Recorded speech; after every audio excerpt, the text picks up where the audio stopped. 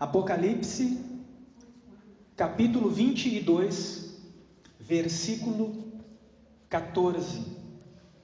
O tema desta palavra: Saul e Davi, perdição e salvação.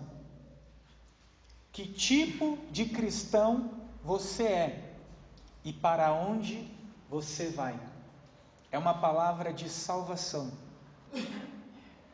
Está escrito na palavra de Deus: bem-aventurados aqueles que lavam as suas vestes no sangue do Cordeiro, para que tenham o direito de entrar na cidade pelas portas. Amém? Amém. Amado Deus, nós adoramos e exaltamos o Teu santo nome com cânticos e ações de graças. Agora vamos ouvir a Tua palavra. Ó Deus, nós precisamos que o Teu Espírito se mova em nossa vida. Nós não queremos ouvir a voz do homem, nós queremos ouvir o Senhor a falar no íntimo dos nossos corações. Então toma agora o lugar do pregador, unge os lábios do pregador, e não seja o homem a falar, mas que o Teu amado Espírito Santo fale com cada vida, renovando em nós a fé, a alegria da salvação, para que na nossa vida o Senhor seja exaltado e haja salvação e vida eterna. Diga amém, e graças a Deus. Podei-vos assentar em nome de Jesus. Deus tem inúmeras e grandes vitórias para a tua vida e para a tua família. A palavra de Deus é repleta de promessas para o seu povo. Promessas de livramento, de provisão, de cura, de restauração. O nosso Deus cura enfermidades incuráveis. Ele abre portas aonde não existem portas.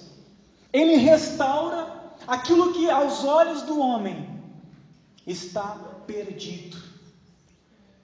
Nós vemos na palavra de Deus grandes milagres operados por aquele que hoje nós servimos e adoramos neste lugar. Uma multidão carregava um corpo sem vida para sepultar um jovem rapaz. Jesus se coloca diante da morte, libera uma palavra de vida, e a morte dá lugar à vida. Nós vemos Lázaro que estava morto e fedendo há 4 dias, e Jesus com uma palavra o ressuscita e o traz novamente à vida. Nós vemos um povo faminto, e o Senhor Jesus multiplica pão e peixes, e sacia a necessidade física daqueles que estavam na sua presença. Nós vimos o nosso Deus abrindo o mar, tirando a água da rocha. Nós vemos 10 homens leprosos chegando diante do Senhor Jesus, homens condenados, desenganados pela medicina, e Jesus os purifica, os restaura. Mas eu te digo, meu irmão, a maior bênção, a maior vitória que o homem pode receber da parte de Deus não é a cura, ainda que seja de uma enfermidade que fatalmente poderia lhe levar à morte. Porque quem é de Deus não teme a morte. Só teme a morte quem não tem dentro da sua alma a certeza da salvação que o Espírito Santo dá àqueles que foram gerados como novas criaturas. O maior milagre não é Deus abrir uma porta e entrar com provisão na tua vida. O maior milagre não é você sair do aluguel e ter a sua casa própria, ou reformar a sua casa já adquirida. O maior milagre não é você encontrar a sua cara metade, não é Deus restaurar a tua família ou a tua vida conjugal. Tudo isso é importante e Deus deseja fazer em teu favor. A Bíblia diz, em primeira carta de Paulo aos Coríntios, no capítulo 2, versículo 9: nem olhos viram, e nem ouvidos ouviram, e nem jamais penetrou no coração humano aquilo que o Senhor nosso Deus tem preparado para aqueles que o amam.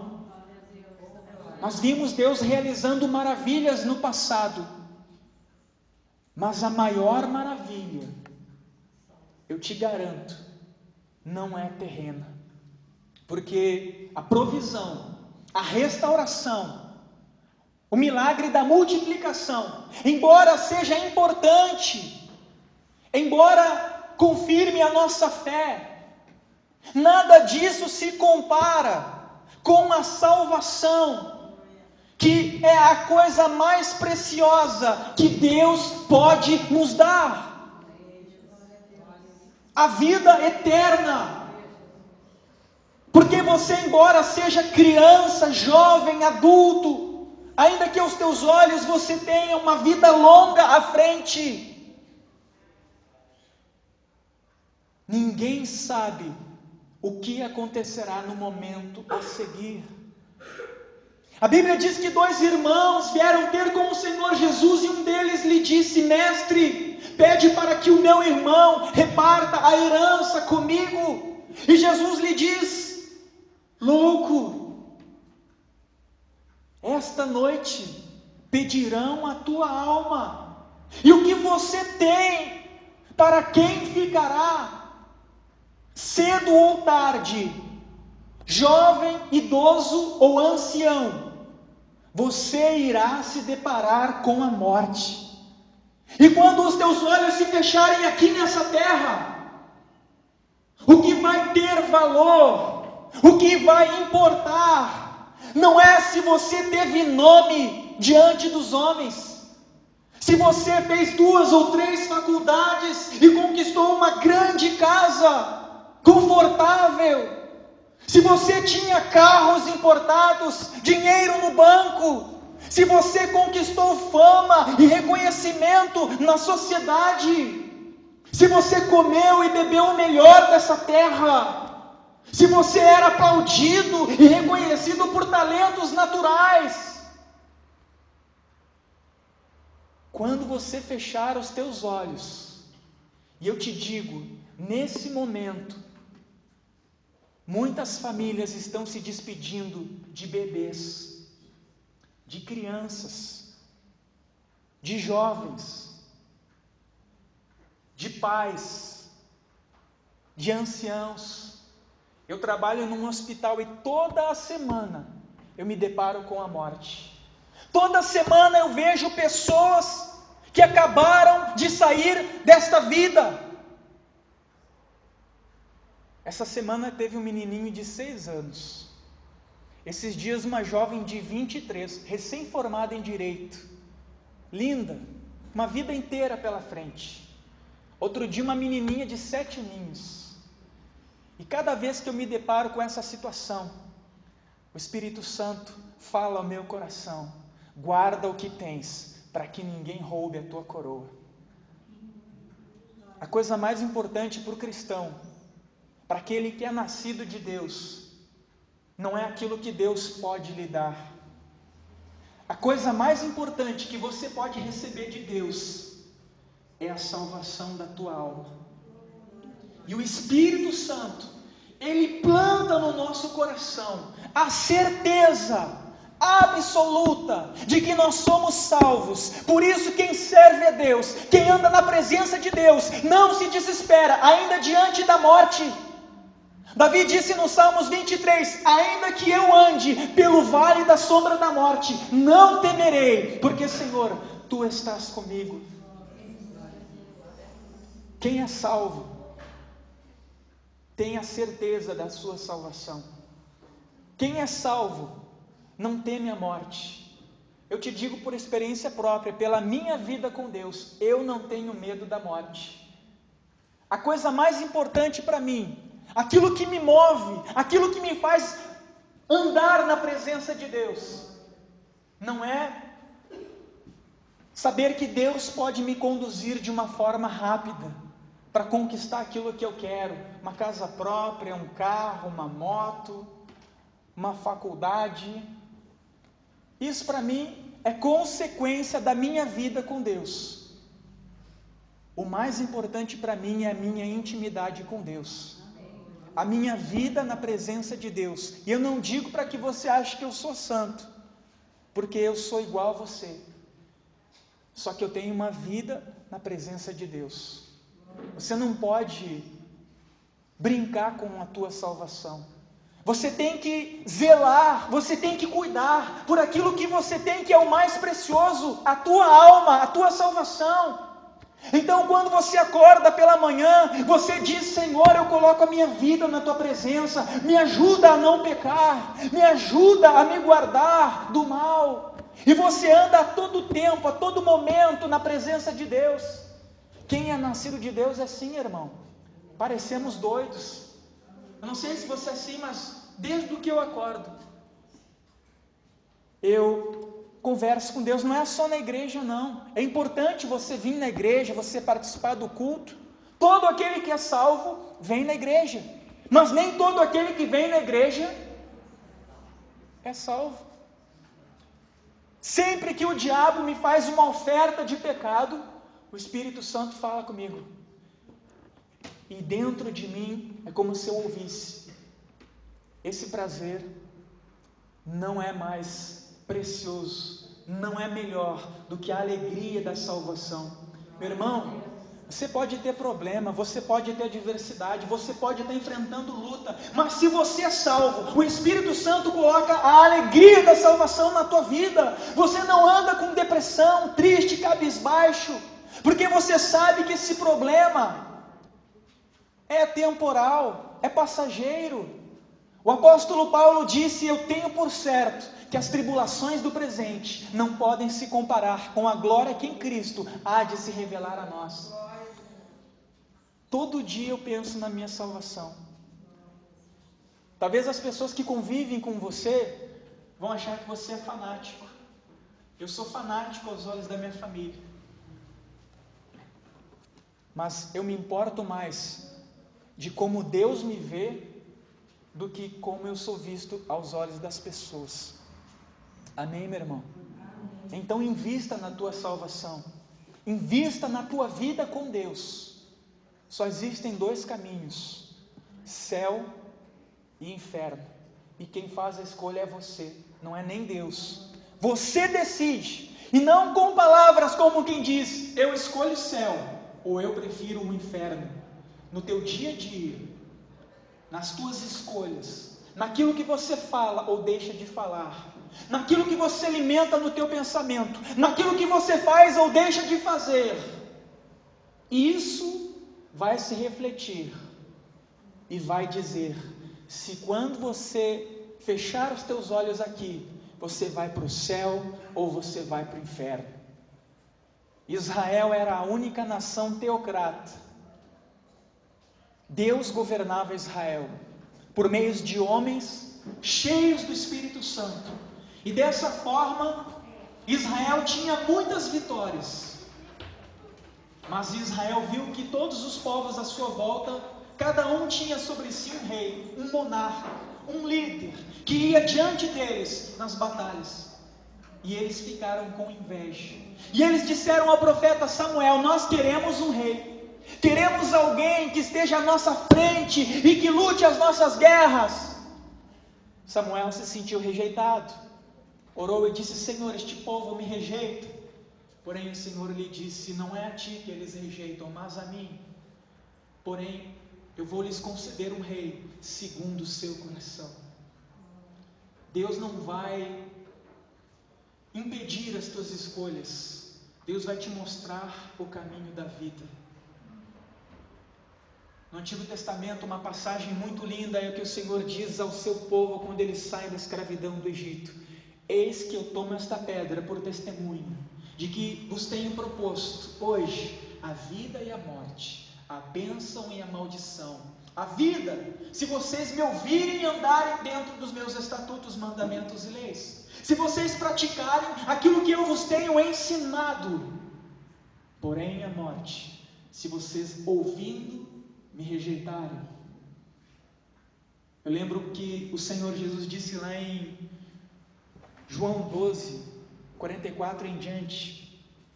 Jesus clamou dizendo, você pode ler na sua Bíblia depois na sua casa, João 12, 44. Você me desculpa, eu estou correndo, não estou abrindo, porque eu quero que o Espírito Santo fale. Não quero me deter em coisas que eu escrevi, anotei. Gosto de subir no altar e deixar que o Espírito Santo fale, amém? Amém. A Bíblia diz, Jesus clamou dizendo, quem vê a mim, vê aquele que me enviou. Quem crê em mim, crê naquele que me enviou. Eu vim como luz para o mundo, a fim de que todo aquele que crê em mim, não permaneça nas trevas. Quem me rejeita e não recebe as minhas palavras, eu não o julgo, porque eu não vim para julgar o mundo, e sim para salvá-lo. Quem me rejeita e não pratica as minhas palavras, já tem quem o julgue. A própria palavra que eu tenho proferido, esta o julgará no último dia. Porque eu não vos tenho anunciado de mim mesmo, mas tudo quanto o Pai me tem dito e me prescrito, assim eu vou tenho dito. E eu sei que o mandamento do meu Pai é este, que tenhais vida eterna. Deus não vai obrigar você a praticar a sua palavra. Mesmo você estando na igreja, você pode ser um demônio lá fora. Você pode ser santo aqui dentro. Você pode lá fora ser maledicente, dizer palavrão, amaldiçoar, contar piada. Você pode adulterar, se prostituir. Você pode roubar, tirar vantagem ilícita de situações. Você pode usufruir dos prazeres pecaminosos deste mundo. Deus não vai interferir, mas tudo isso está sendo registrado, e um dia você vai ter que prestar contas. O povo escolheu Saul. Saul foi ungido, e a Bíblia diz que o Espírito Santo veio sobre ele, e ele foi transformado em um novo homem. O Espírito Santo nos transforma, e ele nos capacita para cumprir o projeto e os sonhos de Deus. Então, quando Saul recebeu a unção, ele recebeu o Espírito de Deus, ele recebeu a salvação, aquilo que de mais precioso Deus pode dar ao homem. E andando na presença de Deus, governando em Israel, ele praticou a palavra e a vontade de Deus no início do seu chamado, e teve muitas vitórias.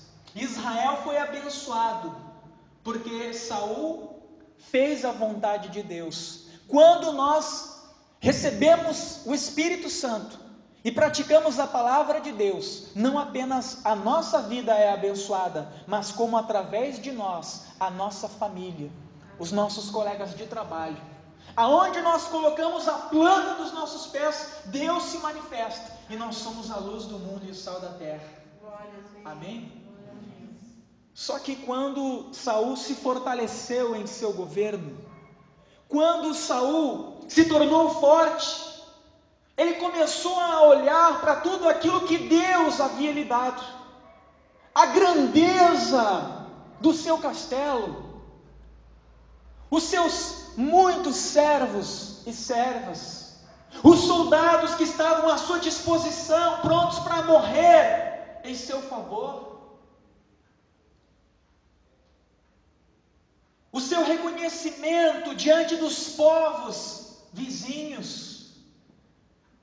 Ele permitiu que estas coisas fizessem com que ele se encantou com aquilo que Deus lhe deu. E eu tenho visto que muitas vezes a bênção se torna uma maldição, porque a prosperidade material muitas vezes se torna acomodação espiritual. A pessoa pensa que tem tudo e deixa de depender e buscar a Deus. Jesus disse à igreja em Apocalipse: assim, porque tens nome de quem vives e estás morto. Ele disse: vocês pensam que são ricos e estão abastados e não precisam de coisa alguma, mas vocês não sabem que são pobres, cegos, miseráveis e estão nus na minha presença. Saul, ele se deixou ludibriar por tudo aquilo que Deus havia colocado nas suas mãos, e ele deixou de guardar a palavra de Deus, ele deixou de temer a Deus, ele deixou de viver para cumprir os projetos de Deus, e passou a viver para si mesmo, para usufruir os prazeres deste mundo, para agradar o seu eu. A sua preocupação era com o seu ventre, com o seu bem-estar. Israel entrou em guerra contra os filisteus e o profeta lhe disse: aguarde 7 dias, porque eu virei, oferecerei a Deus um sacrifício e depois Deus vai dar vitória a você e a Israel. Conforme os dias passavam, ele viu que alguns dos seus soldados desertaram, porque o exército inimigo estava armado e pronto para combatê-los à sua frente. E eles pensavam que se eles não sacrificassem, Deus não seria com eles. Mas Deus é conosco. A Bíblia diz que Deus não se agrada de sacrifícios, mas sim de que se ouça e se obedeça a sua palavra. A Bíblia diz que o obedecer é melhor do que o sacrificar. Amém? Amém. Alguns dos seus soldados começaram a fugir. Ele pensou: vamos perder a guerra. Então ele deixou de guardar a palavra de Deus, deixou de confiar em Deus e tomou a frente da situação. Ele sacrificou. Deus não mandou sacrificar, Deus mandou esperar e obedecer. Ele tinha que confiar em Deus, se manter na fé. Deus mandou eu esperar, eu vou esperar. Deus mandou eu fazer tal coisa, eu vou fazer, mesmo que você não entenda. Mas ele foi e sacrificou. Quando o profeta chegou, o profeta viu o que ele havia feito e disse: o que você fez? Você agiu como um louco. Hoje Deus iria confirmar o teu reinado, e a tua descendência governaria para sempre sobre Israel. Mas porque desobedecestes a Deus e rejeitastes a sua palavra, hoje o Senhor está te rejeitando. A tua descendência não mais governará a casa de Israel, porque o Senhor já tem separado para si um homem segundo o seu coração. Nós vimos que Saul, ele, quando foi exortado nesta situação, ao invés de reconhecer o seu erro, ao invés de se humilhar perante Deus, a Bíblia diz em Ezequiel 18: acaso tenho eu prazer na morte do ímpio? Acaso não desejo eu, o Senhor, antes que o ímpio se arrependa, abandone o pecado e seja salvo? Deus não se alegra na morte do ímpio. Deus deseja que o homem, por mais mal que seja, mesmo aquele que você vê na TV, fulano estuprou, fulano matou, que você fica irado e você diz: tem que matar. É ou não é? É ou não é? Você olha assim, sobe o sangue. Tem que ter pena de morte. Esse aí tem que morrer, tem que linchar. Mesmo essa pessoa, Deus tem amor e misericórdia pela vida dela. Porque você não tem ideia do que é o inferno. a pessoa que vai para o inferno, quando ela fecha os olhos, se ela morreu sem salvação, se quando em vida ela não recebeu Jesus como o seu Senhor, se o sangue que Jesus verteu na cruz não apagou os seus pecados, e ela morreu, e os pecados que ela praticou permanecem sobre a sua vida, a primeira coisa que ela vê quando ela morre, ela fechou os olhos, está indo na rua, sofreu um acidente, teve um infarto, a primeira coisa, a sua alma sai do corpo, e ela se depara com o demônio, ou com os demônios que ela servia. Como assim os demônios que ela servia? Porque a pessoa que não tem o Espírito de Deus na sua vida, ela tem um demônio, ou vários demônios.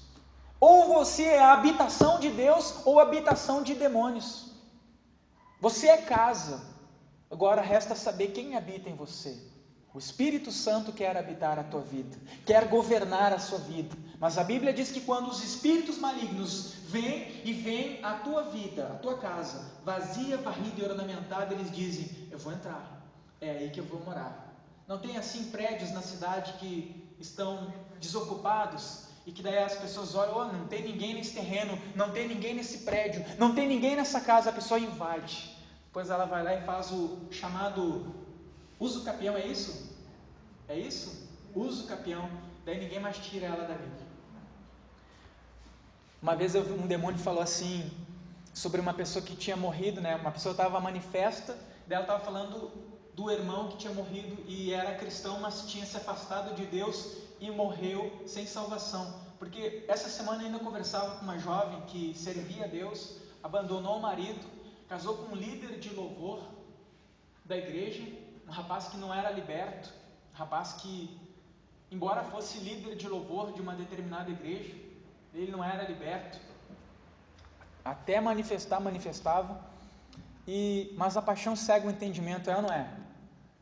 A paixão deixa a pessoa burra, desculpa falar a verdade, a paixão deixa o ser humano burro, e essa jovem está afastada dos caminhos do Senhor, uma jovem que até pregava a palavra, que era líder de grupo de jovens, se afastou de Deus, abriu mão da salvação para viver uma paixão, para viver as coisas desse mundo.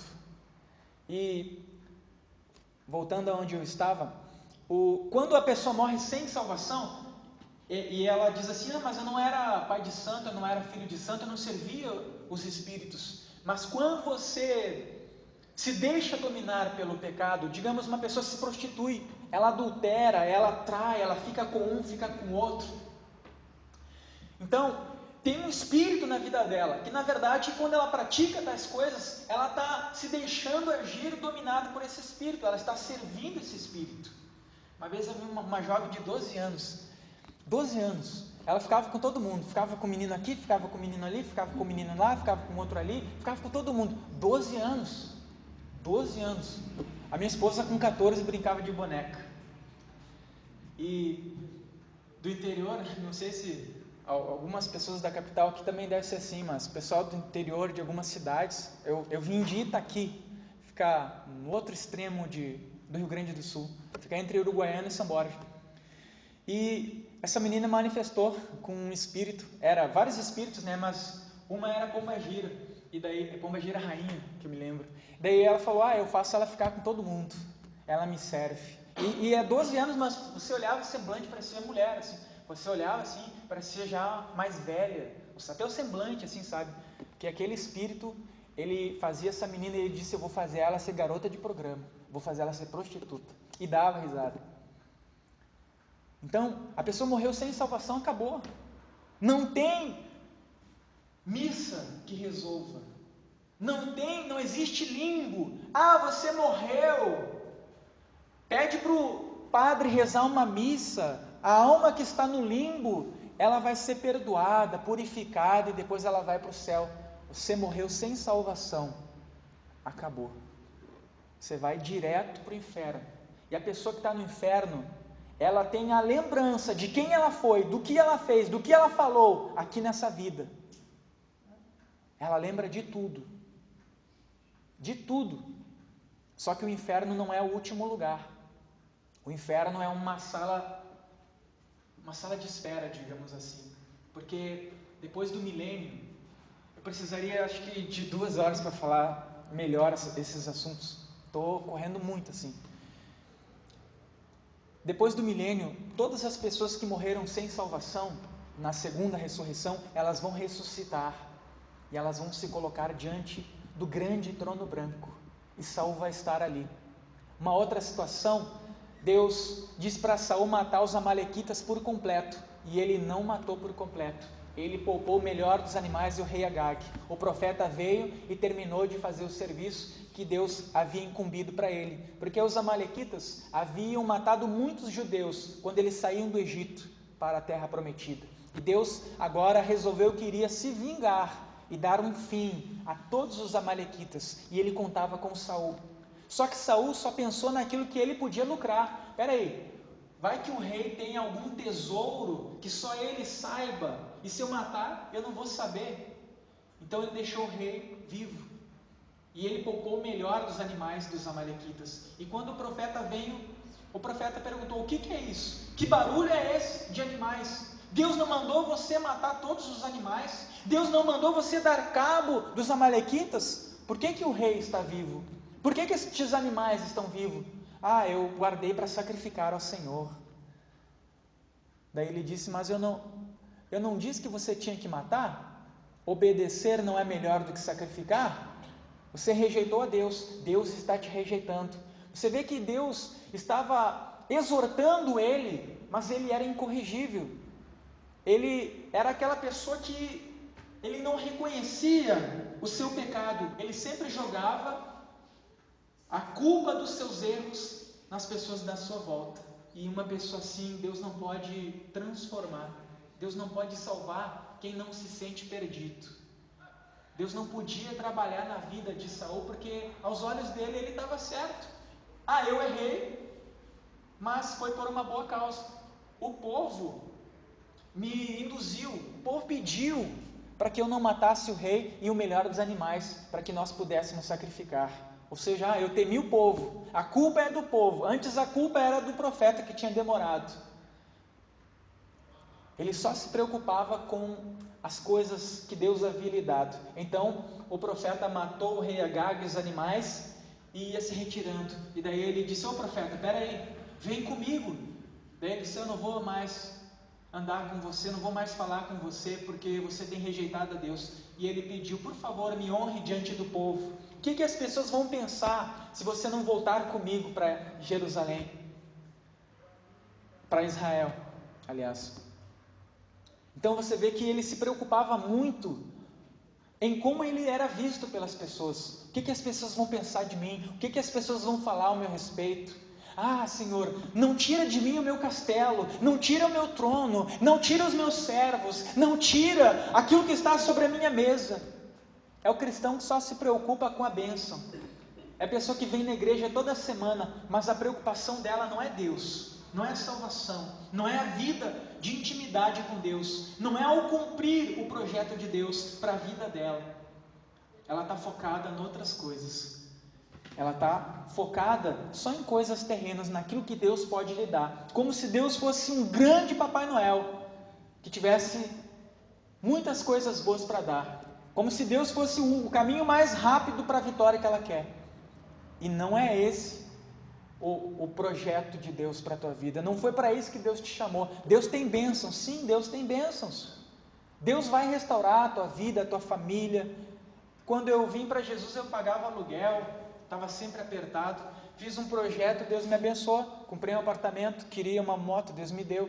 Queria isso, tudo que eu tenho colocado na presença de Deus, Deus tem me dado. Mas você acha que eu estou aí com isso? Se eu tiver que servir a Deus, ficar velho pegando ônibus, eu vou ficar velho pegando ônibus. Se Deus não me abençoar, eu não estou nem aí, irmãos. Não estou nem aí. E Deus conhece meu coração, Deus sabe, a coisa mais importante para mim é a salvação. A coisa mais importante, aquilo que eu penso todo dia, todo momento, assim, ó, sempre, às vezes eu até sonho alguma coisa que não agrada a Deus, eu já me acordo, Senhor, me perdoa, me lava com teu sangue, apaga os meus pecados, porque a pessoa morreu, e ela morreu com pecados, o nome dela não está escrito no livro da vida, ela vai ter que prestar conta daquele pecado no dia do juízo. João, quando estava na ilha de Patmos, preso por pregar o Evangelho, ele teve uma visão. Ele diz lá em Apocalipse 20, a partir do versículo 11: E vi um grande trono branco, e aquele que nele se assenta, de cuja presença fugiram os céus e a terra, e não se achou lugar para eles. E vi os mortos, os grandes e pequenos, que foram postos em pé, diante do trono. E deu o mar aos seus mortos, e o além àqueles que nele haviam. E os mortos foram julgados segundo as suas obras, que estavam registradas nos livros. E se alguém não teve o seu nome achado inscrito no livro da vida, este foi lançado no lago de fogo e enxofre, a saber, a segunda morte.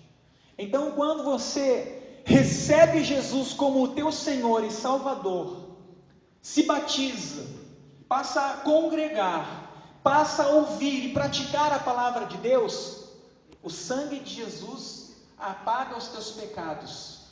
A Bíblia diz que Ele levou na cruz os nossos pecados, enfermidades e maldições, que o castigo que nos traz a paz estava sobre Ele, que Ele rasgou o escrito de dívida que era contra nós. Então, quando o inimigo quiser te acusar, ele não vai encontrar nos livros da tua vida os teus pecados, porque o sangue de Jesus apagou. Mas é a pessoa que rejeita Jesus, a pessoa que diz: Jesus, eu não te quero na minha vida, eu prefiro viver para mim, do meu jeito. E a pessoa vive à la vontade, servindo a si mesmo. E aí como é que fica? Ela rejeitou o advogado, ela rejeitou o único que podia se colocar entre ela e aquele que está sentado no trono e a absolver. Então, cada pecado que ela cometeu, naquele dia, a Bíblia diz que os pecados mais ocultos serão revelados. Tudo que a pessoa fez, falou, pensou, deixou de fazer, pecados ocultos, secretos. Às vezes a pessoa nesse mundo, ela pratica injustiça. Nós vemos políticos, por exemplo, que eles roubam, desviam e não vão presos. Parece que ficam impunes. Mas todas as obras dos seres humanos, tudo que você tem feito, seja você rico, sábio, leigo, pobre, tudo que você faz, tudo que nós fazemos está registrado nos livros. E só o sangue de Jesus pode apagar os nossos pecados. Por isso que a Bíblia diz lá em Apocalipse 22, como nós lemos: bem-aventurados, mais do que felizes, aqueles que lavam as suas vestes no sangue do Cordeiro, porque vão ter o direito de entrar na cidade pelas portas. Saul, ele rejeitou a Deus, e no fim teve uma batalha, ele perdeu a batalha, e para não ser morto pelo inimigo, ele se lançou sobre a sua espada e morreu. E ele não é exemplo de fé para ninguém. Ao passo que Davi, que o substituiu, pecou tanto quanto ele, ou até mais. A diferença é que quando Davi era exortado, quando Davi era corrigido por Deus, ele não colocava a culpa em ninguém, ele não se justificava, ele não dizia: eu faço isso, mas aquelas pessoas lá fazem pior, ou eu fiz isso por culpa da minha esposa, do meu irmão, do meu amigo, eu me deixei levar pelas influências. Não. Ele se prostrava diante de Deus, reconhecia que ele era pecador, ele reconhecia que ele era o culpado, ele quebrantava o coração, ele não se preocupava: Senhor, não tira o meu castelo, não tira os meus servos, os meus empregados, Senhor, o que as pessoas vão falar de mim? Ele não se preocupava com isso. Abra no Salmo 51 para nós terminar. Salmo 51.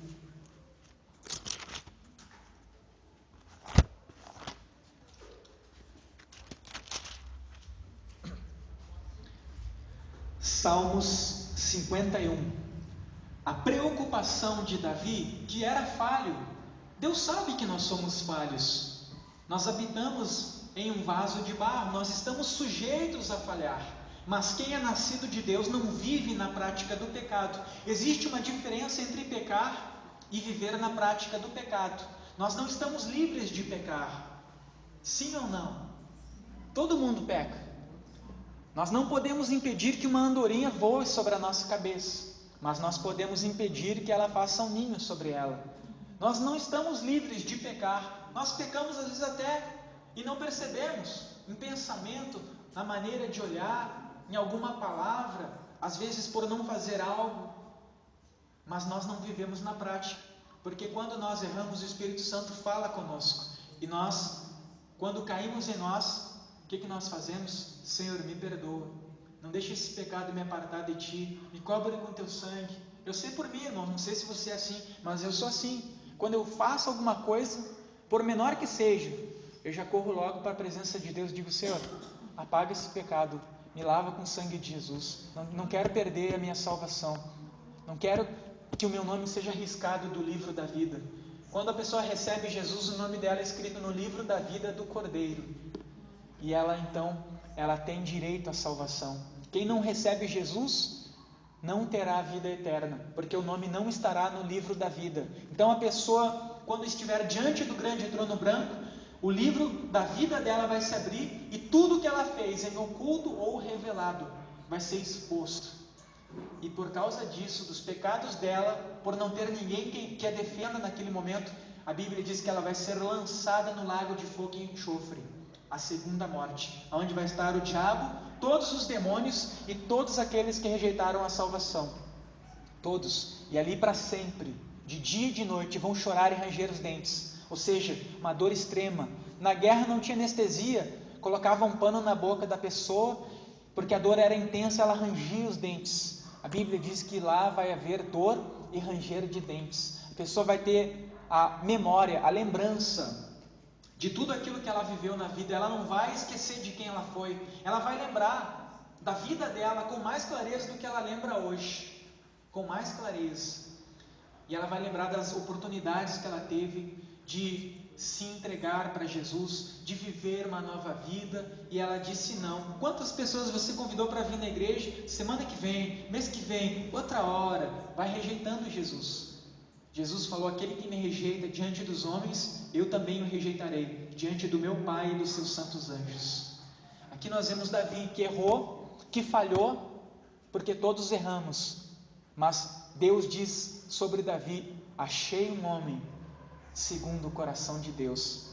Porque embora ele fosse falho, quando ele era repreendido, quando o Espírito Santo mostrava para ele o seu erro e ele caía em si, ele não se justificava. Antes ele se quebrantava, ele se humilhava, ele dizia: Senhor, eu sou um pecador. Mas a preocupação dele não era: não tira o meu palácio, a minha casa, meus empregados, o meu nome. Ele não se preocupava com isso. Vamos ver qual era a preocupação de Davi? Salmo 51.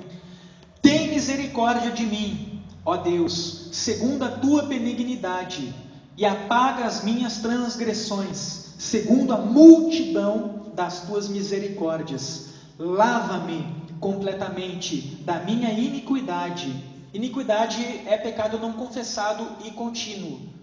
Está dando para entender a diferença entre pecado e iniquidade? Nós pecamos, mas não somos iníquos porque nós não permanecemos na prática constante do pecado. A pessoa que sabe que está pecando e continua. Lava-me completamente da minha iniquidade e purifica-me do meu pecado, porque eu conheço as minhas transgressões e o meu pecado está sempre diante de mim. Contra ti somente pequei e fiz o que era mal aos teus olhos,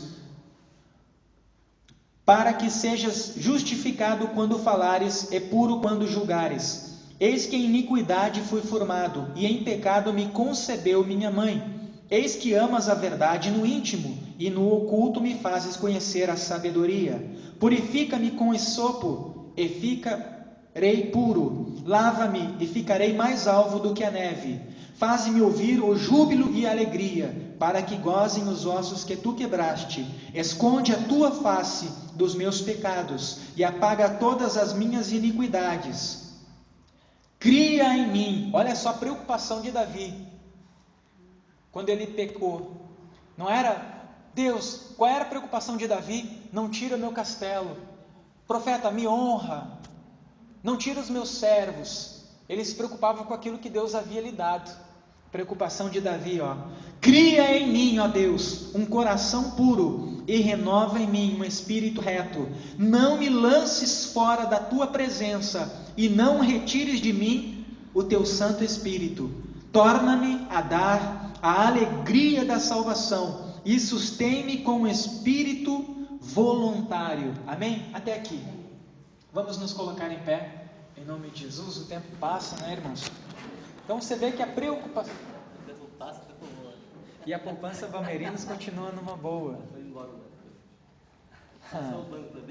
Amém? Quantos entenderam essa palavra? Fecha os teus olhos.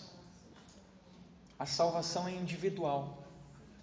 Eu quero fazer uma oração contigo, porque a Bíblia diz que o que nós ligamos na terra é ligado nos céus. Tudo é registrado nos livros. Eu quero orar por você que diz: se eu morrer hoje, eu não tenho certeza da minha salvação. Talvez você venha na igreja toda semana, mas você não tem essa certeza no teu coração. Porque a verdade é que às vezes o dia a dia, a pessoa liga no piloto automático e ela, mesmo na igreja, se afasta de Deus. Você não tem a certeza da salvação, ou você ainda não entregou a sua vida para Jesus, e você quer que o Espírito Santo coloque a alegria da salvação, a alegria que eu posso dizer na presença de Deus, que está aqui, que sabe todas as coisas, Ele tem colocado no meu coração. A maior alegria, a minha maior alegria, se eu ganhasse agora 20 milhões, não seria uma alegria que se equivale à alegria que eu tenho por eu saber se eu sou salvo. Eu sei que se eu sair dali, sofrer um acidente, morrer, nem chora, não precisa nem chorar por mim, irmão. Só dá glória a Deus. Eu quero orar para que Deus coloque essa mesma alegria que tem invadido o meu coração, que me faz, mesmo diante de algum problema de trabalho, problema de família que todo mundo tem, mesmo, parece que o problema não é nada, porque essa alegria, ela é abundante. Eu quero que Deus coloque essa alegria no teu coração. E você que agora não está sentindo essa alegria, essa certeza, eu quero orar por você. Eu quero te convidar. Sai do teu lugar e vem aqui na frente. Deus vai colocar essa certeza. É individual. Não olha assim, se fulano for eu vou. Se várias pessoas forem eu vou. É você e Deus. Ninguém sabe o dia e a hora. A coisa mais importante, irmão, é a tua salvação. E Deus é tremendo, que Ele coloca uma certeza, é uma certeza, não é que você é soberbo, que você se acha super espiritual, mas o Espírito Santo, Ele confirma no nosso espírito, que nós somos filhos de Deus e que nós somos salvos. Então quem é salvo, sabe que é salvo, quem é salvo tem essa certeza, que Deus coloca a alegria da salvação, que Davi estava pedindo, porque ele havia pecado, adulterado, matado Urias pela espada das mãos dos amonitas, e agora ele estava sendo exortado, e ele estava se quebrantando, pedindo para Deus de volta essa alegria. Pai, nós meditamos na Tua Palavra, e nós vimos que a coisa mais importante que nós podemos ter nesse mundo, aonde nós estamos de passagem, como peregrinos e forasteiros, não é algo material. Sabemos que o Senhor é um Pai amoroso, que zela pelo nosso bem-estar, curando as nossas enfermidades, trazendo multiplicação e provisão. Sabemos que o Senhor é um Deus que restaura, um Deus que abençoa todas as áreas da nossa vida. Meu Pai, nós estamos vendo e provando da bondade do Senhor a cada dia, porque sabemos que o Senhor é bom. Mas Deus, a maior bênção, a maior vitória, aquilo que é o mais importante para nós, é a alegria da salvação.